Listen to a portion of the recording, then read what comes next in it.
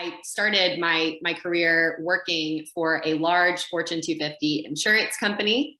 And that is what led me down this journey to create my own business, the YoPro Know. And the name is a little confusing at first, but YoPro, obviously that's short for young professional, which is anyone in the workforce from 21 to 39 years old. And Know, K-N-O-W, really started the name because I wanted to show that young professionals really do have a lot to offer. But I think a lot of times we get a little bit of a bad rep. And so the idea was we do know what's going on. And so that was how the YoPro Know got its name. Yeah. So we talked about your transition and how you interview all these young professionals, kind of what they're looking for. What are some of the one or two things that really stood out to you that helped you kind of move in this direction of consulting for companies to help, keep and retain those folks?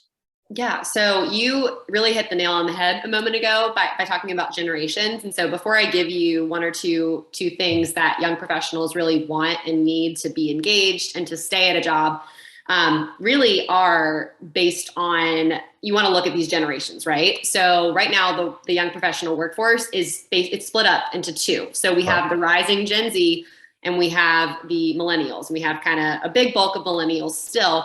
But each of those generations do have different wants and needs, right? But a lot of that comes together when you talk about impact. So you had mentioned like people are looking for to make an impact. They're looking to get involved in their community. They're looking for 1 to 2, maybe even 3 or 4 community days per year at their job. They're looking for remote work opportunities.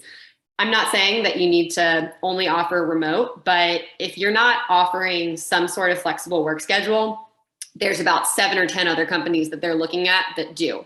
Yeah. So you have to keep that in mind. And then really the overarching thing, I'll end with this and then kind of pass it back over to you. But the overarching theme is people leave and they stay because of the communication.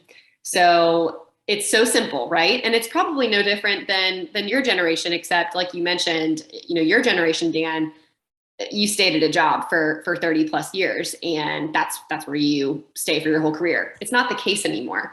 And so communication is the number one reason. You want to make sure that if you're a business leader listening to this, your managers, you need to make sure that they are having clear communication with young professionals, because again, looking at these generations and what they want, especially Gen Z, we're so used to that instant gratification, right? We need answers quick. And if we don't like something right away, we are probably going to start looking at something else, because you know what? LinkedIn is right on our phones. We can easily go look at a job if we're unhappy. And it's true, because people really do just have they have the opportunities right in front of them. So if you communicate well, if you set expectations clearly, and then remember to offer some impact opportunities and some flexible work options, you are going to make a huge difference. I want to dive a little bit deeper in something you mentioned there about communication. Can we define what does that mean to this generation? What is because communication is a broad term. What does that mean?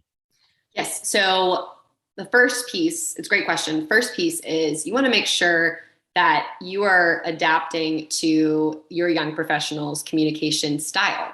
So a lot of people, a lot of younger generations, I will say, we are much happier with texting, with emailing, although we complain about that too. And we're not as privy to phone calls. So I'm not saying that you have to only do what young professionals want, because that won't do any good, but you need to meet us somewhere in the middle. And so if you only communicate by trying to reach us over the phone, or if you only try to communicate by sending 1 or 2 word emails like please fix, or, let's talk, those things are not going to, we're not going to receive those very well. So to go back to your original question, clear communication styles, making sure as a manager, what our communication preference is, and then meeting somewhere in the middle, and then setting clear expectations. That's really what I mean by communication.